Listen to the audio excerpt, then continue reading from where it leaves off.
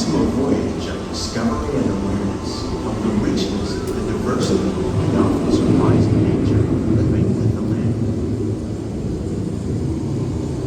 Our journey begins as dramatic and sudden changes are sweeping over the land.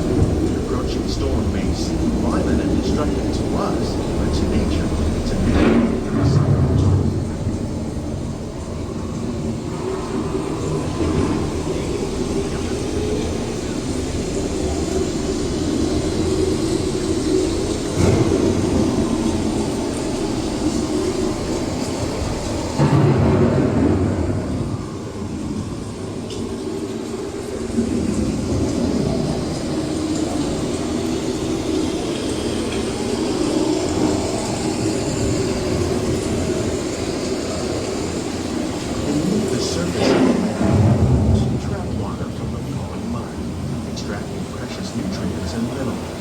These elements, when combined with sunlight, create the diverse living systems of our planet.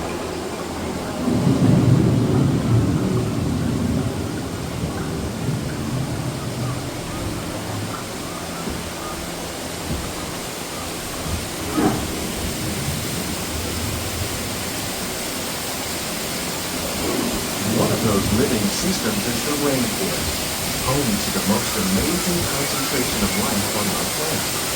These dense and beautiful forests cover only a tiny portion of the Earth's surface, but they contain more than half of its plant and animal species. Rainforests are also extremely rich in competitive living systems, providing us with oxygen, food, medicine, and other elements essential to our lives.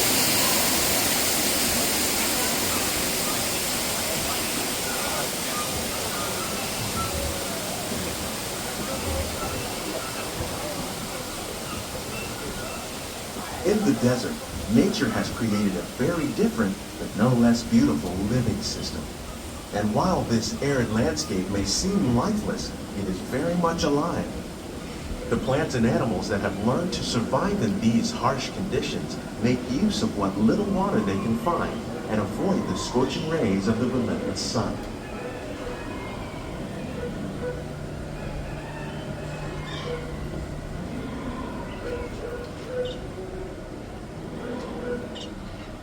The American prairie once appeared as desolate as the desert, but over time, rainwater and nutrients gradually penetrated the hard surface of this land. Even the hooves of the mighty buffalo helped create the rich soil that would one day become home to the American farm.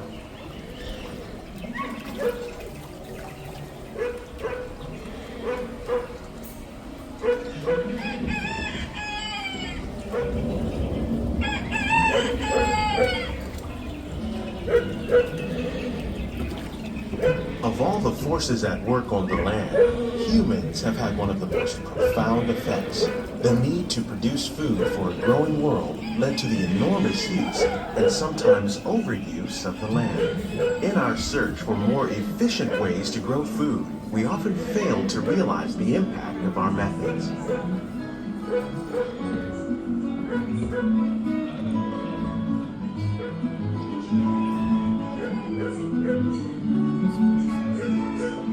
Today, we're learning to live with the land, discovering better ways to grow food that will assure both human and environmental well-being.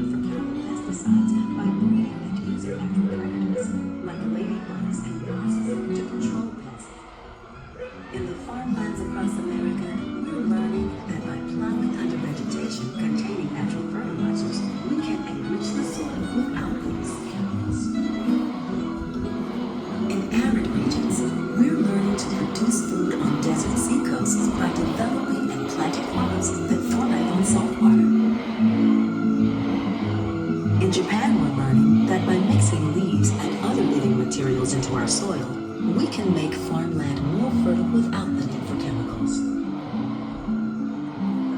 Here at EPCOT, we're learning to reduce the need for chemical pesticides by breeding and using natural predators, like ladybugs and wasps, to control pests.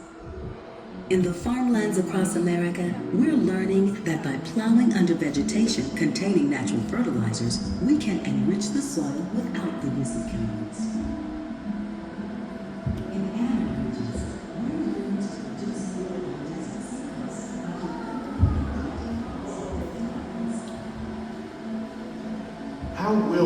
meet tomorrow's growing needs for food production, yet still respect the needs of the land? Some of the answers are being discovered just ahead. To help us maintain these carefully controlled ecosystems, and for your safety, please remain seated in your boat at all times.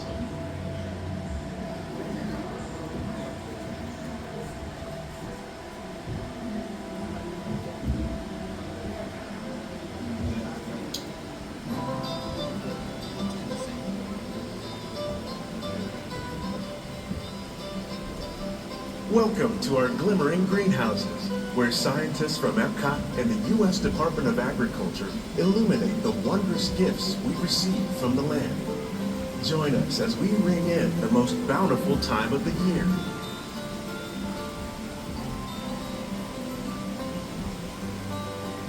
For some, it's difficult to imagine the holidays without winter and snow, but one of the most important holiday crops actually grows in the tropics. For centuries, farmers in Central America have cultivated cacao to make chocolate. In fact, cacao is chocolate's main ingredient. Today, people around the world are able to enjoy a variety of sweets and keep warm with a cup of hot cocoa, thanks to this tropical plant.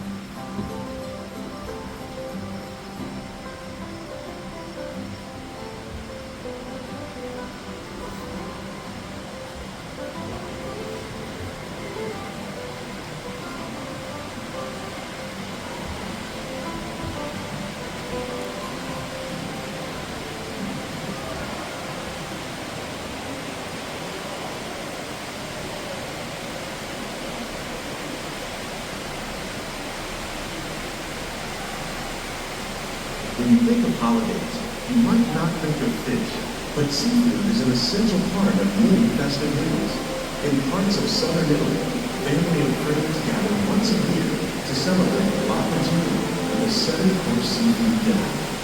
Tilapia, bass, and shrimp, like the ones raised here using our sustainable water systems, make up just some of the dishes served during this grand meal.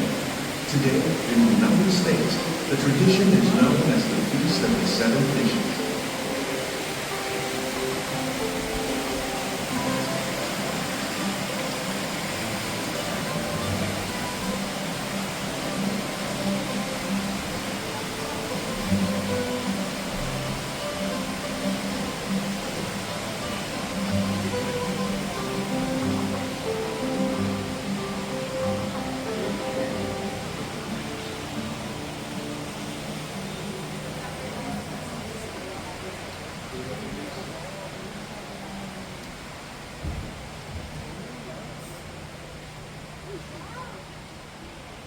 Citrus, like the oranges grown here, are common in Florida, but in Northern Europe, where fresh fruit is rare in winter, they're much harder to find, making them an extra special stocking stuffer.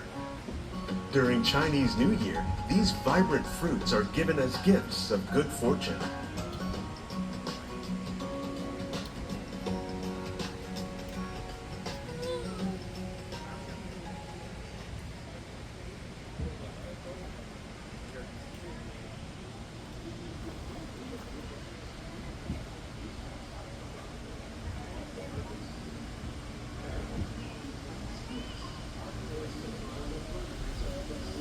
They say it's better to give than to receive.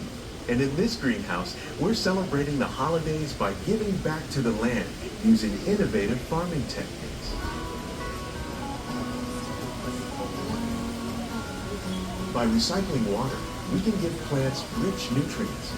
By giving plants ladybugs, we're able to control pests and reduce the need for pesticides. And by growing ground plants vertically, we give them better protection from disease.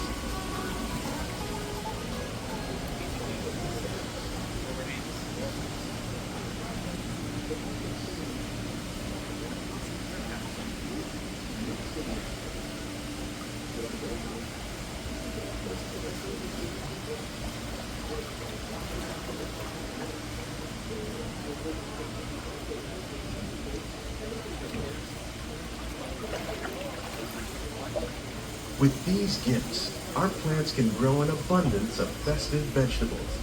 This greenhouse alone grows a bountiful 15 tons of produce each year. When we give more, we receive more, making the most of the land's green gifts.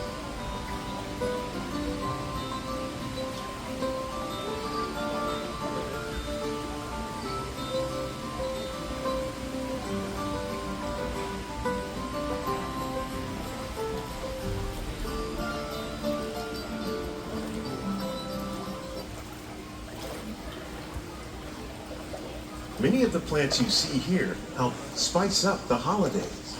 The bark of cinnamon trees, like the one growing beside you, is used to make cinnamon sticks. Do you like eggnog? You can thank nutmeg for its signature taste. Other spices, like ginger and vanilla, add flavor to a variety of holiday cookies, cakes, and other delights. By cultivating these festive plants with care and good cheer, EPCOT scientists are able to celebrate the holidays with the land's many gifts.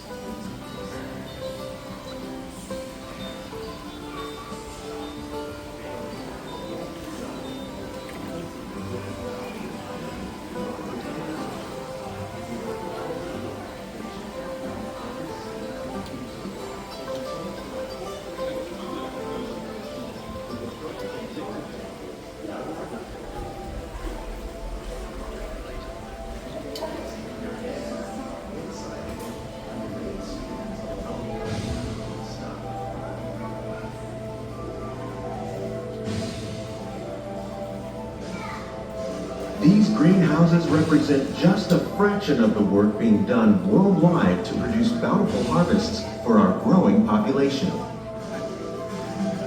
Scientists, farmers, and even backyard gardeners are doing their part to improve the quantity and quality of foods that we all rely upon.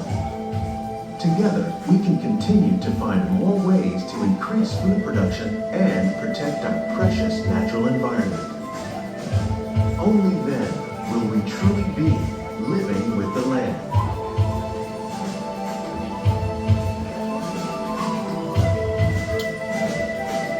On behalf of Walt Disney World, we hope you've enjoyed this unique journey through our living laboratories. If you'd like a closer look, then check out the behind the scenes walking tour. It's a chance for the whole family